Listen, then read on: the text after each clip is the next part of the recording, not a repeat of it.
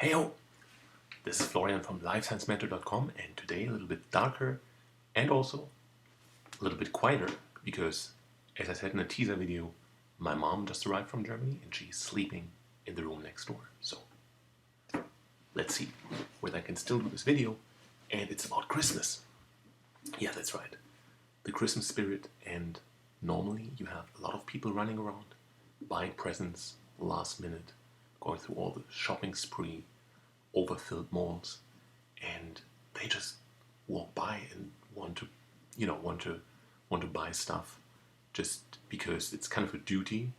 And then it's like you have the exchange of gifts, but you don't really think about the persons that you're talking to. So that can happen in a society um, that's really marked by consumerism, and we are taught that we're so used to already thinking about the next step we take while we still work on a project before. So our whole life becomes much faster, and the danger is that we lose presents. And Christmas is a great time to get your presents back, and some presents maybe as well. And so I thought about 10 tips how to make Christmas a little bit more memorable for you, create some personal memories. And I've also included some extra tips for other holidays of the year, but since we have Christmas, I focus mostly on that. And the first tip is about be grateful in a way that, the whole family gathers together, and a little bit like Thanksgiving, you hold each other by the hand and everyone shares what they're grateful for. And that surely creates a great memory. And this is also the first example that Claudia Azula Altucher, the author of Become an Idea Machine, on which I base these episodes, has brought. That's what she does herself and her family. No late night Christmas shopping or last minute shopping or something like that. No, just hold each other's hands and state what you're grateful for this year. I think it's a great exercise, and I've included that as number one. And number two is, give me a second. Number two is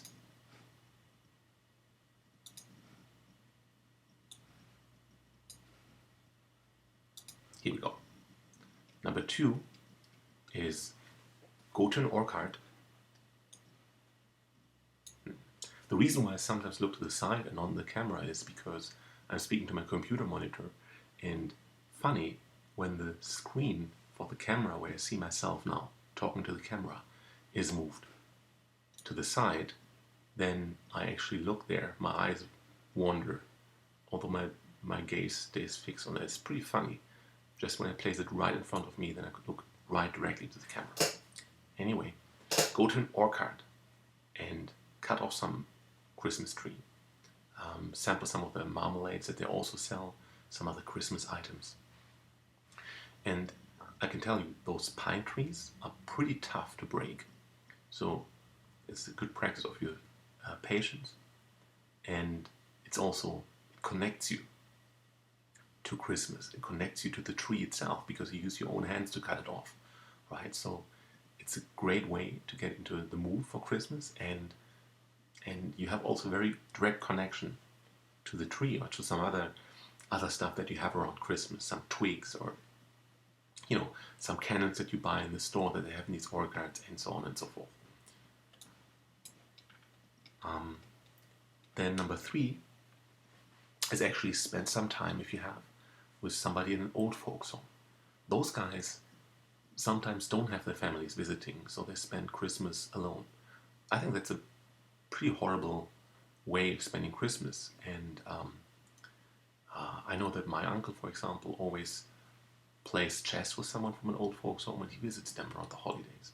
So if you do that, they'll greatly appreciate that, and it's a real memorable moment because you create some togetherness with people that are normally alone the whole year.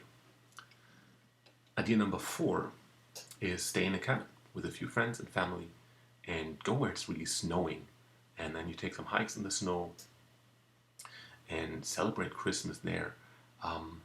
These cabins are really nice. I know in Germany we went to a cabin and it cost us like almost nothing, $30 per weekend per person. There wasn't much, and it was a lovely, lovely cabin, and it was a lot of fun. You might want to book early because Christmas these cabins might be filled, but maybe a nice alternative. You don't need to go to a big holiday. You don't need to celebrate at home. You can go somewhere else and have some great, memories out there in the wilderness and in the snow. If you play an instrument, and that's number 5, if you play an instrument, or people from your family, just get together and play some Christmas carols. It really is a great tradition and puts everyone closer together. Then number 6 is a very famous German tradition. It's called burnt punch or Feiertongbowle. In German terms, it's Feuerzangenbowle. So what you basically do is you have red wine, ideally a dry red wine. You pour it into a pot and you add orange slices to it, cinnamon, cloves, and then you heat it up. And while that as in itself would be a recipe for mulled wine, instead of adding rum directly into the wine, you put sugar over it, and then you pour rum over the sugar, and then you set the whole rum-drenched sugar on fire. What happens is that you have a flame burning, and the sugar melts and drips down into the bowl. And then when the sugar is done, so you pour some more rum over it to keep the flame burning. Once the sugar is completely gone, you can drink. It's delicious, and it's a great tradition. It's almost like sitting around a campfire. And there's a great movie, a very, very famous movie from Germany called The Feiertongbowle. And it's with a famous German actor, Heinz Rühmann. And the story is basically some old friends sit around one of these Feuerzangenbowle and they reminisce of their old school times and the pranks they played. And it turns out that that this one guy, one of their friends, has never been to school, has had private tutors.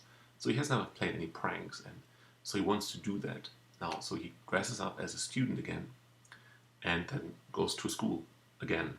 And it's quite funny. He plays pranks, and it's a pretty lovely old black and white movie from 1944. So it was during the end of the Second World War when you wanted to cheer up the population, but it has not any Nazi symbolism in there. It's completely innocent, and it's a nice movie. It can make you smile every time. And there's a link. It's in German with English subtitles. I included that on my blog. Check it out. If it's really a nice movie. You like it.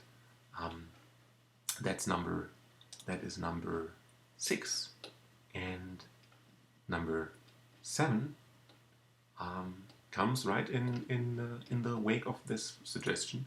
Watch a classic movie.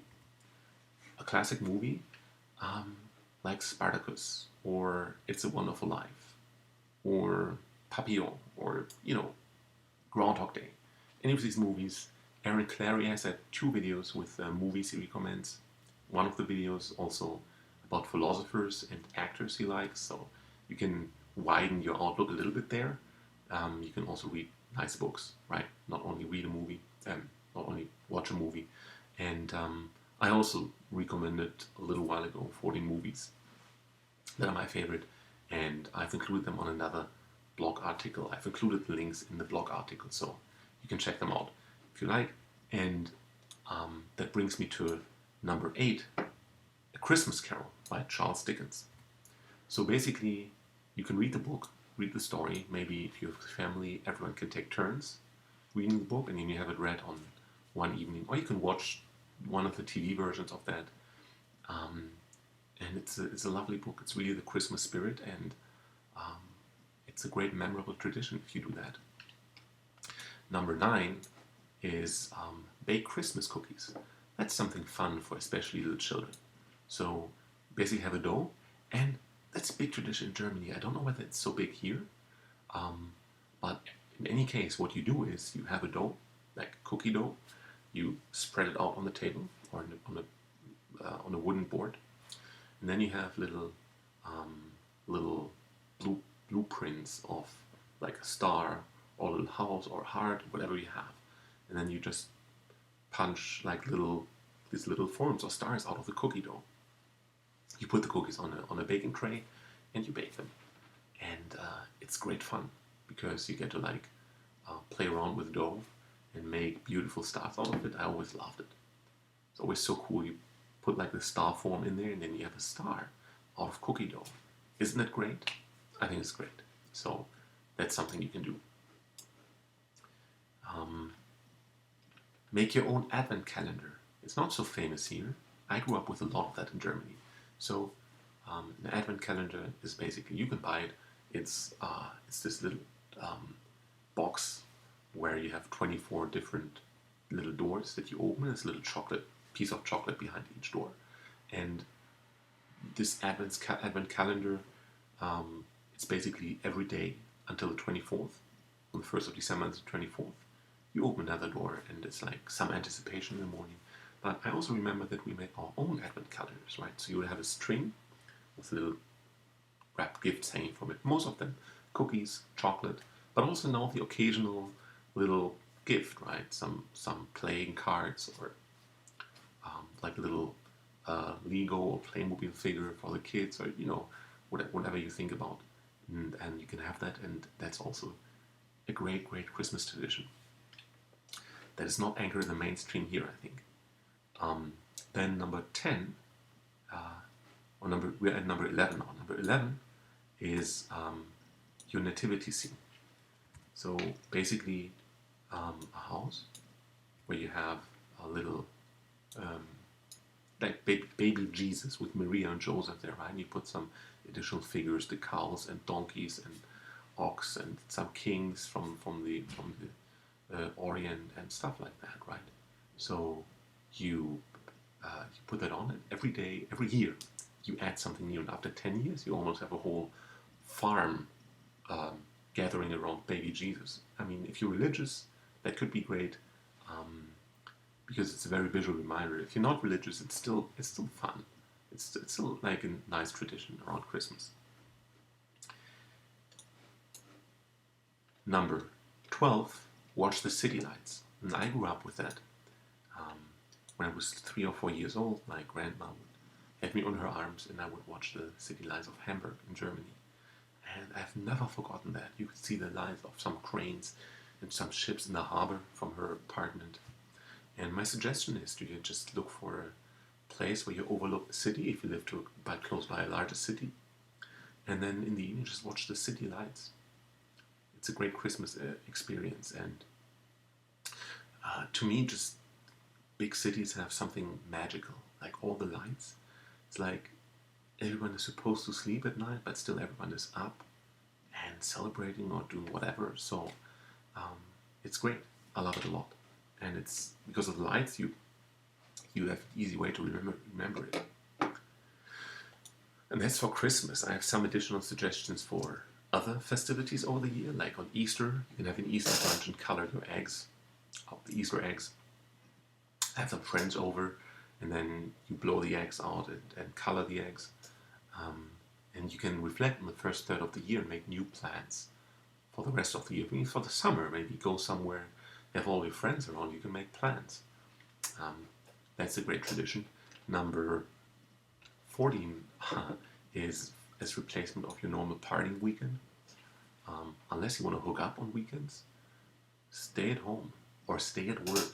Work on a Friday and maybe even Saturday evening, and have a Sunday morning brunch with some whiskey. You can get drunk.